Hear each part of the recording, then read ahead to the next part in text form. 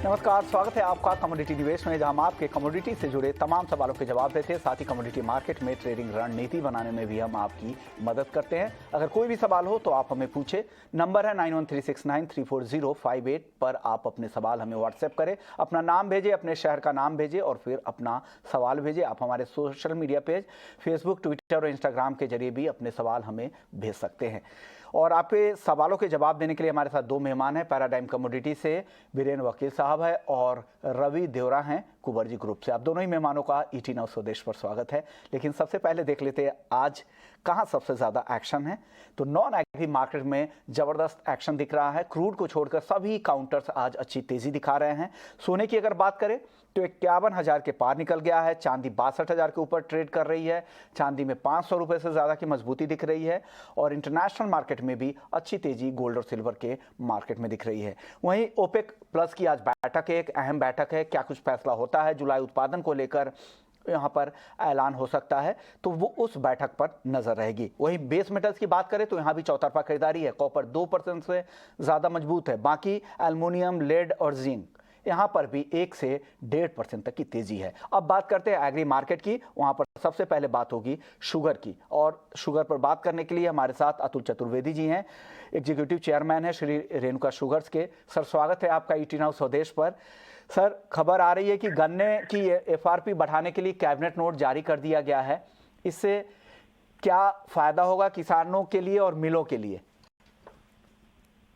सबसे पहले तो मैं ये बोलूंगा कि अभी कैबिनेट नोट में क्या लिखा हुआ है इसकी अभी कोई क्लैरिटी नहीं है। ओके। तो आज की तारीख में एफआरपी है वो 2,900 रुपए पर टन है। जो अपने पास खबरें आ रही हैं उसके बेसिस पे 150 रुपए शायद बढ़ाने की बात है पर टन, या 15 रुपए क्विंटल। बट 2,900 का जो रेट फिक्स था एफआरपी, वो बेसिस 10% शुगर रिकवरी था। अब ये नहीं मालूम है कि इस नोट के अंदर वो 10.25% की रिकवरी उनने रखी है या 10.5 की रखी है। उससे काफी कुछ फर्क पड़ेगा। अगर तो मान लीजिए 150 रुपए ही रहता है रेट, तो इसमें समझ लीजिए अब 5% का इजाफा हुआ है एफआरपी में। और अगर 10% की रिकवरी को बेसिस मानते हैं तो समझ लीजिए 2.5% के आसपास एफआरपी में इजाफा होगा। ये सारी चीजें जो है ना, मैं नहीं समझता आज की तारीख में अपने कुछ कंक्लूजन निकाल सकते हैं टिल सच टाइम जो फाइनल प्रिंट है वो अपने को ना मिले। और अगर मान लीजिए ये 150 रुपए का ही अंजाम हो जाता है, तो उस हालत में गवर्नमेंट को मिनिमम सेलिंग प्राइस शुगर का है जो आज की तारीख में 31 रुपए फिक्स है, और इंडस्ट्री काफी दिन से 34-35 रुपए की मांग कर रही है, तो वो भी गवर्नमेंट को बढ़ाना पड़ेगा। और सेकेंडली जो एथेनॉल है, एथेनॉल में भी रफली अबाउट 6% के आसपास अगर ये 150 रुपए का रेट होता है तो उसमें भी इजाफा करना पड़ेगा, जो कि समझ लो 4 से 5 रुपए पर लीटर का लेवल होगा। तो मैं समझता हूँ अभी ये सब बातें केवल कंजेक्चर हैं। जब तक क्लैरिटी नहीं आए तब तक कमेंट करना मैं समझता हूँ मुनासिब शायद ना भी हो। ओके। लेकिन सर, अगर एफआरपी से क्या मिलों पर दबाव बढ़ने की संभावना है क्या? नहीं, मिलों पे एफआरपी से कोई दबाव नहीं बढ़ेगा। अगर government minimum selling price sugar का भी बढ़ा देती है और एथेनॉल का भी बढ़ा देती है, तो थोड़ा बहुत आप ये समझ लीजिए कंज्यूमर को इफेक्ट होगा। और जहां तक ये क्या नाम बायो एनर्जी या एथेनॉल का सवाल है, उसका तो कोई खास कंज्यूमर के ऊपर इफेक्ट होगा नहीं, क्योंकि आज की तारीख में अगर मान लीजिए 63.5 के आसपास पर लीटर का गवर्नमेंट प्राइस देती है केन जूस के एथेनॉल से, वो ज्यादा से ज्यादा 67-68 हो जाएगा। पर जो पेट्रोल हम लोग खरीदते हैं वो तो 110 रुपए का खरीदते हैं, तो वहां पे तो कंज्यूमर का कोई खास फर्क पड़ेगा नहीं। पर चीनी पे थोड़ा बहुत फर्क पड़ सकता है सेलिंग प्राइस पे। तो ये जब पॉलिसी आए उसके बाद ही कमेंट कर पाएंगे जब क्लैरिटी होगी। बिल्कुल, कि क्लैरिटी किस तरह से आती है, क्योंकि किस तरह से कैलकुलेशन बैठता है, किस तरह का प्रीमियम वहाँ पर लागू होता है, उसके बाद ही यहाँ पर कोई भी कमेंट करना मुनासिब होगा। अतुल चतुर्वेदी जी का मानना है। लेकिन अभी ये जो खबर आ रही ये थी कि 15 रुपये प्रति क्विंटल FRP बढ़ाने की तैयारी चल रही है। शुक्रिया सर, आपने वक्त निकाला हमारे लिए। चलिए आगे बढ़ते हैं और वापस से लौटते हैं वायदा बाजार की ओर, क्योंकि काफ़ी दर्शकों के सवाल आ चुके हैं और आज हम ज़्यादा से ज़्यादा सवाल लेने की कोशिश करेंगे। सबसे पहले दर्शक हमारे साथ मौजूद है इस वक्त, गुरजंट सिंह है राजस्थान से। ये सरसों पर इनका सवाल है, अगले 2 महीने में सरसों की चाल कैसी रहेगी? बीरेंद्र सर, क्या लग रहा है आपको, मस्टर्ड का क्या नज़रिया, क्या लग रहा है मस्टर्ड में? फिलहाल मार्केट थोड़े से दबाव में रहेंगे। ऐसा लग रहा है कि हर एग्री कमोडिटीज में एक तो मानसून की इफेक्ट है, साथ साथ शिकागो सोयाबीन में काफ़ी सेल ऑफ आया, वहाँ बारिश अच्छी हुई, उसके कारण इंडोनेशिया में भी थोड़ा सप्लाई ग्लट वाली बात है। तो यहाँ मानसून एक बार आए और फिर थोड़ा डिमांड रिवाइवल आता है या नहीं, इसको टिपिकल हम ऐसा देखेंगे कि जिनको कहते हैं कि मंदी के कारण पर तेजी होनी, यानी buy on rumour sell on fact जिसको कहते हैं, उसी तरह की ये थोड़ी सेंटिमेंट बनी हुई है। क्योंकि मानसून आने से माल नहीं आएगा, माल तो अपने टाइम पे ही आएगा। तो एक बार एक्चुअल मानसून आ जाए उसके बाद जो गिरावट अगर आती है तो इसमें थोड़ा ध्यान निकालना चाहिए। फिलहाल टेम्पररी मेरा व्यू इसमें बेरिश है। बेरिश व्यू है। चलिए अगले दर्शक का सवाल लेते हैं। महेश है हैदराबाद से, गोल्ड और सिल्वर पर जानना चाह रहा है। गोल्ड और सिल्वर में आज अच्छी तेजी भी दिख रही है। रवि जी, क्या लग रहा है गोल्ड और सिल्वर में यहाँ से? जरूर सर, बट पहले आपको बेस्ट इमर्जिंग चैनल का जो अवार्ड मिला, तो आपको कॉन्ग्रेचुलेशन एंड पूरी इट इज नाउ स्वदेश की टीम को congratulation. Thank you so much sir, thank you sir. And basically जो आपका क्वेश्चन है गोल्ड एंड सिल्वर, आज थोड़ा बाउंस देखने को मिला है। हालांकि मुझे सिल्वर में कन्विक्शन ज्यादा बैठ रहा है। अगर आपका दोनों प्रायोरिटी ना हो तो आप सिल्वर को सिलेक्ट करें।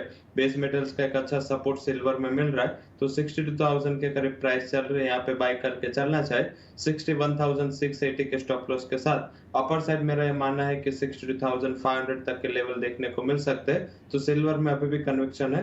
डाउन साइड 61,500 का अहम सपोर्ट है, इसका शॉर्ट टर्म के लिए स्टॉप लॉस लगा सकते हैं। गोल्ड में भी अगर कोई ट्रेड लेना है तो 51,500 600 के बिटवीन आप बाय का पोजीशन शॉर्ट टर्म के लिए क्रिएट कर सकते हो। एक लिमिटेड टारगेट 52,000 तक देखने को मिल सकता है। स्टॉप लॉस 51,200 का जरूर से लगाएं। चलिए अब निशांत है मेरठ से, ये भी गोल्ड और सिल्वर पर ही जाना चाह रहे हैं। रवि जी का तो व्यू निशांत जी ने सुन ही लिया होगा। बीरेंद्र जी, अब शाम के सत्र के लिए इनका सवाल भी गोल्ड और सिल्वर पर है, आपका व्यू क्या है? सीमित दायरे का कारोबार रहेगा, जॉबिंग के लिए काफी अच्छा मार्केट है। कोई पोजिशनल लंबा व्यू, लंबी चाल नहीं मिल पाएगी। फेड की मीटिंग भी है, आरबीआई की मीटिंग भी है। आज के सत्र पे कारोबार करना है तो 51,300 के आसपास शॉर्ट जा सकते हैं। 51,50 580 51,580 का स्टॉप लॉस होना चाहिए। नीचे में हम 50,800 850 का टारगेट रख सकते हैं। ओके बीरेन जी, अब अगला सवाल लोकेश जी का है, आपसे ही पूछ लेते हैं। 10 लॉट गोल्ड इन्होंने लॉन्ग कर रखा है 50,885 रुपए पर, फायदा हो रहा है, क्या हल्का हो जाए? इसलिए कि आप इक्वाली की सलाह भी दे रहे हैं 51,000 के ऊपर निकल जाए? फिलहाल जॉबिंग मार्केट है तो जॉबिंग कर लेना चाहिए। जब पोजिशनल ट्रेड करने का समय आएगा तो ठीक है, अभी हल्का हो जाना चाहिए। सिटिंग ऑन कैश मेरा रवैया इसी समय ये फेड की मीटिंग के ये रहेगा कि अगर कैश होगी तो अपॉर्चुनिटी जो आ रही है उसको एनकैश कर पाएंगे। तो ज्यादा लिवरेज नहीं लेना है, इसको पैसे मिल रहे हैं तो थोड़ा हल्का हो जाना चाहिए। अगले दर्शक भी इवन गोल्ड पर ही काफी सवाल आ रहे हैं आज गोल्ड पर। 2 लॉट है इनके पास गोल्ड के, रोशन हैं कानपुर से, इनके पास 51,100 रुपए पे गोल्ड के 2 लॉट है। रवि जी, क्या करना चाहिए?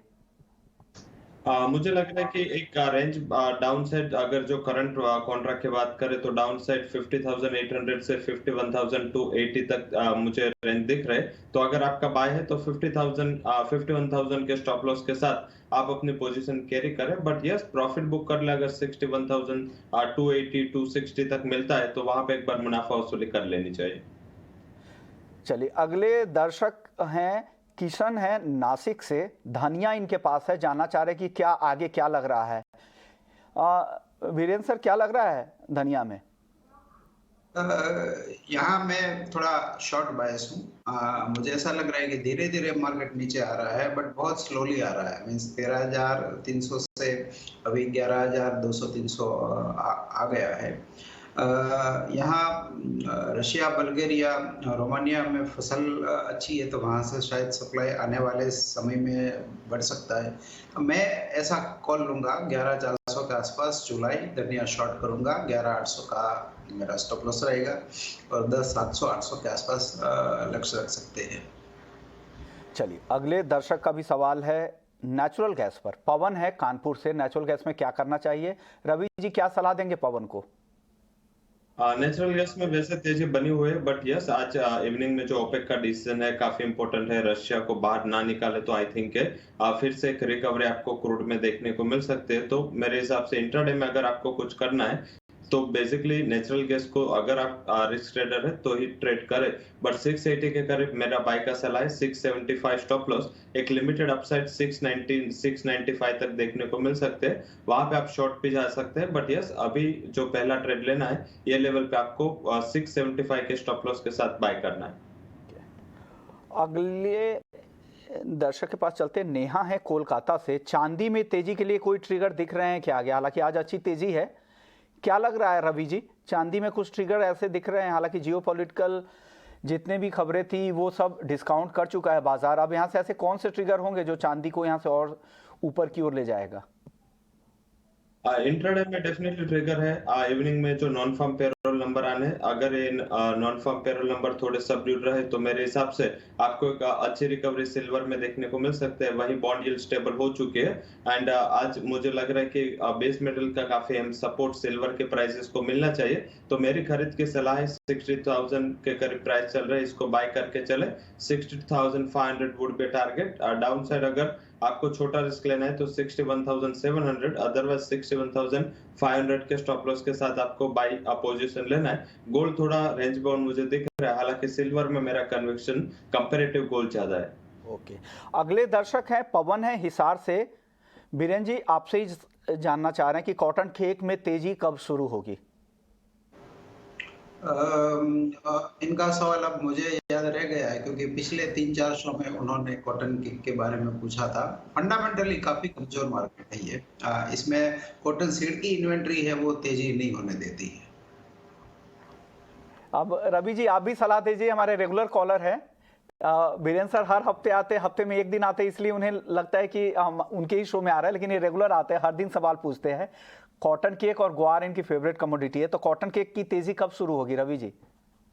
तेजी शुरू होने में मुझे टाइम दिख रहा है। मैंने आज रिकमेंडेशन सेल का ही दिया है। 2,760 के टारगेट के लिए 2,840 का स्टॉप लॉस रखना है। मंथ वाइज मुझे लग रहा है कि अगस्त के बाद आप थोड़ा बहुत तेजी एक्सपेक्ट कर सकते हो, क्योंकि वहां पे जब सीजनलिटी चेंज होगी, जब थोड़ा बहुत गर्मी कम होगा, उसके बाद वहां पे सीजनलिटी चेंज होने के बाद ही कुछ तेजी आ सकते हैं। तब तक मुझे लग रहा है कि प्राइसेस सबड्यूड रह सकते हैं और उसका जो जहां आधार था जिसके ऊपर ये यहाँ पे सस्टेन था, वो कॉटन भी हायर लेवल से 13% नीचे आ चुका है। तो मुझे लग रहा है कि टिल अगस्त आप बड़ी तेजी की उम्मीद ना करें।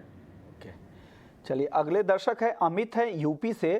पूछ रहे हैं कि सरसों में लंबी अवधि का आउटलुक क्या है, किस तरह भाव जाएगा? रवि जी हाँ, लंबे अवधि में ये प्राइसेस सबड्यूड रहेंगे क्योंकि सप्लाई काफी इनफ है एंड इंटरनेशनली भी देखें तो ऑयल सीड्स एंड ऑयल के पर प्राइसेस में एक गिरावट चालू हो चुकी है। तो मुझे लग रहा है कि वहां पे अगर स्पॉट प्राइसेस की बात करें तो अगर 7,000 के करीब मिले तो वहां पे एक बार सेल करके चलना चाहिए। आपका अगर लिक्विडेशन पोजीशन है तो वहां पे लिक्विडेशन करना चाहिए।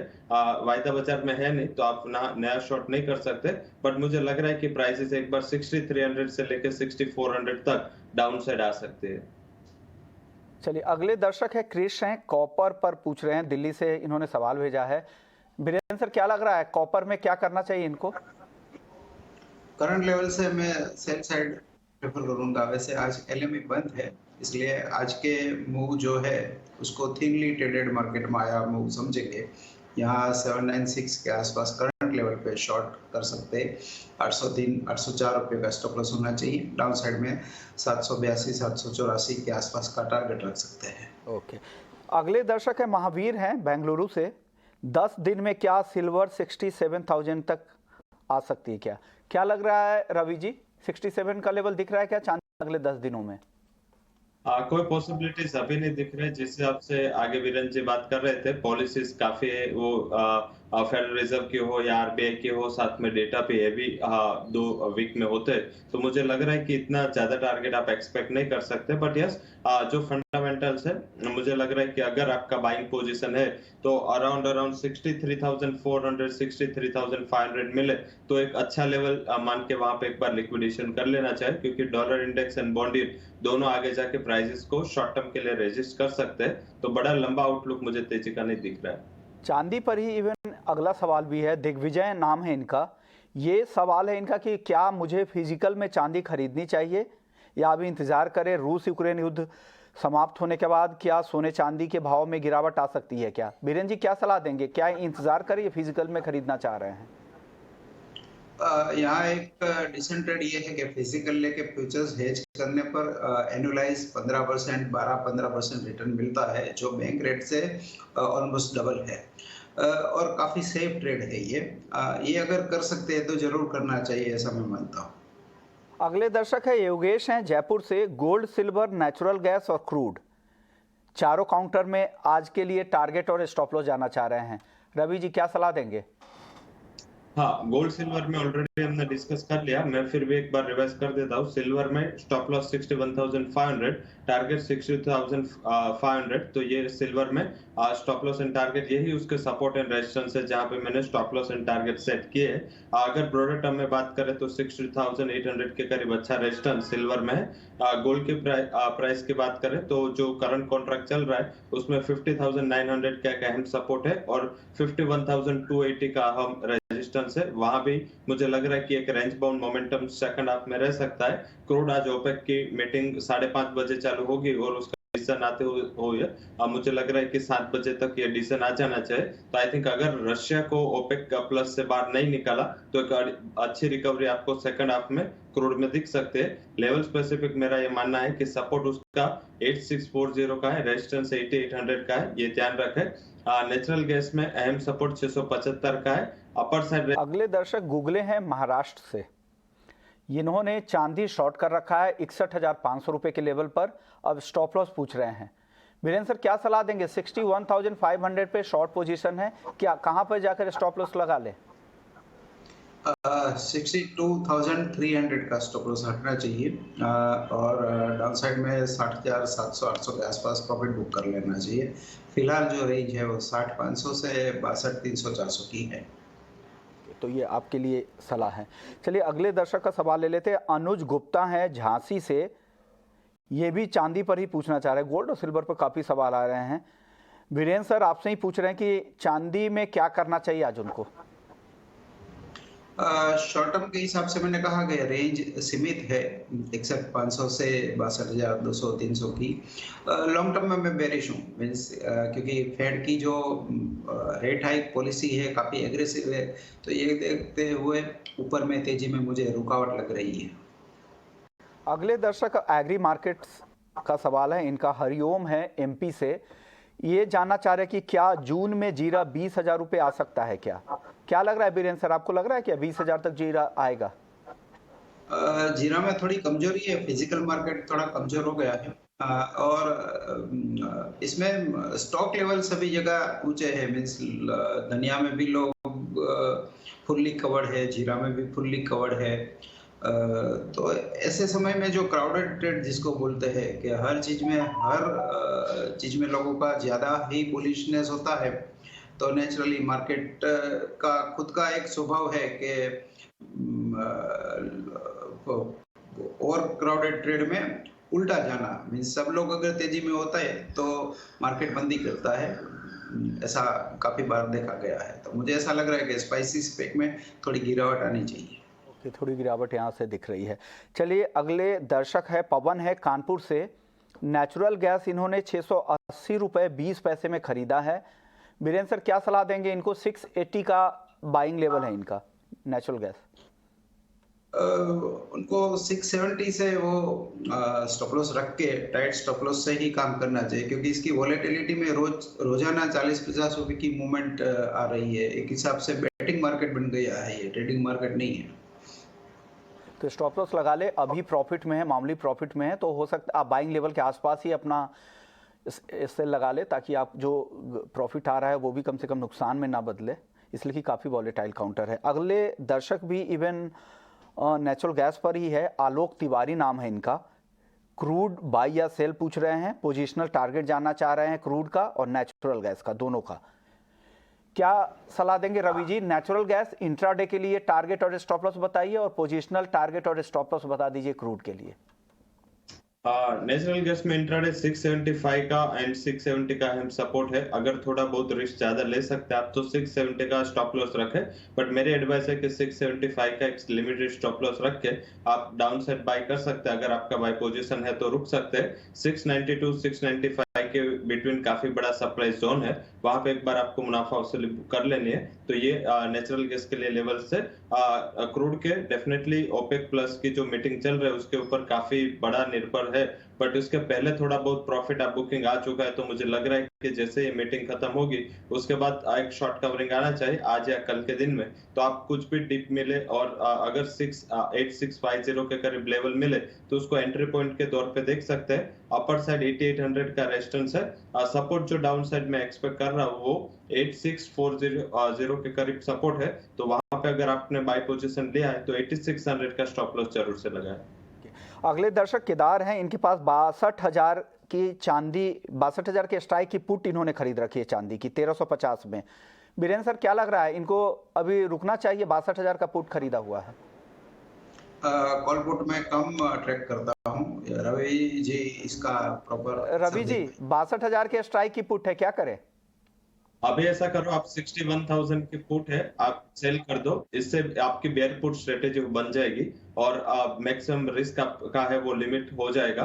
अगर डाउन साइड चांदी 61,700 800 तक आ जाए तो आप एक बार पुट से एग्जिट हो जाए। मुझे लग रहा है कि एक लिमिटेड रेंज में ही चांदी ट्रेड करेगा, तो इसमें आपको वोलेटिलिटी का जो डिके है या प्राइस का डिके है, थीटा डिके है, वो आपको लाभ अच्छा मिल सकता है। तो अभी यही लेवल पे 61,000 का पुट आप शॉर्ट कर दे। अगले दर्शक राहुल है मुंबई से, कॉपर 10 लॉट बाई करना चाह रहे हैं, किस रेट पर बाई करे बीरेन सर? मैं मेटल में बाय साइड में कंफर्टेबल नहीं हूँ रवि जी। अगर बाई अगर इनको करना है तो किस पे करे? अगर आप भी कंफर्टेबल नहीं है तो कह दीजिए कि कंफर्टेबल नहीं है। जरूर से कॉपर में मेरा कंफर्ट काफी कम है, क्योंकि वहां पे फंडामेंटल इतने साउंड नहीं है जितने दूसरी कमोडिटी में है। अगर आपको मेटल में सिर्फ कॉपर पसंद नहीं है तो मेरी एडवाइस ये रहेगी कि आप एल्यूमिनियम को लोअर लेवल से 240 के एक रेजिस्टेंस है, अगर ये ब्रीच होता है तो 245 के लेवल से आपको मिल जाएंगे। अगर 230 के मिलता है तो आप एल्यूमिनियम में बाई की पोजीशन लगाए। वहां पे जो इन्वेंटरीज के लेवल है वो रिकॉर्ड लेवल लोअर लेवल पे है, तो वहां पे आपको थोड़ा बहुत कंफर्ट मिलेगा।